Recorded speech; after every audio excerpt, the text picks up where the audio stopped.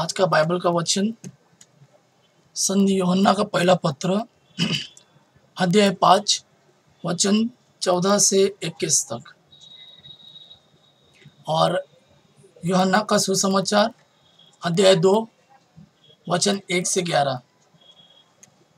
संत यूहन्ना का पहला पत्र अध्याय 5 वचन 14। हमें ईश्वर पर यह भरोसा है कि यदि हम उसकी इच्छानुसार उससे कुछ भी मांगते हैं तो वह हमारी सुनता है।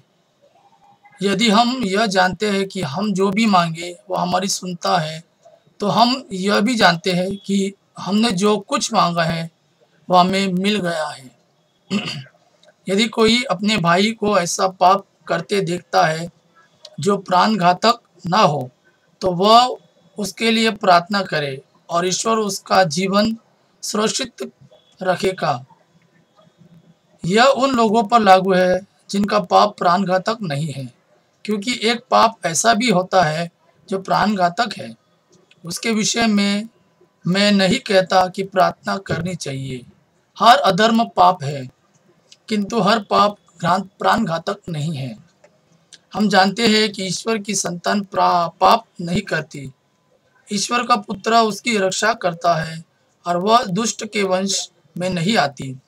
हम जानते हैं कि हम ईश्वर के हैं, जबकि समस्त संसार दुष्ट के वश में है। हम जानते हैं कि ईश्वर का पुत्र आया है और उसने हमें सच्चे ईश्वर को पहचानने का विवेक दिया है। हम सच्चे ईश्वर में निवास करते हैं क्योंकि हम उसके पुत्र ईसा मसीह में निवास करते हैं। यही सच्चा ईश्वर और अनंत जीवन है। बच्चों, असत्य देवताओं से अपने को बचाए रखो। संत यूहन्ना का सुसमाचार अध्याय 2 वचन 1 से 11। तीसरे दिन गलीतियों के काना में एक विवाह था। ईसा की माता वही थी। ईसा और उनके शिष्य भी विवाह में निमंत्रित थे। अंगूरी समाप्त हो जाने पर ईसा की माता ने उनसे कहा, उन लोगों के पास अंगूरी नहीं रह गई है। ईसा ने उत्तर दिया, बद्रे, इससे मुझ को और आपको क्या?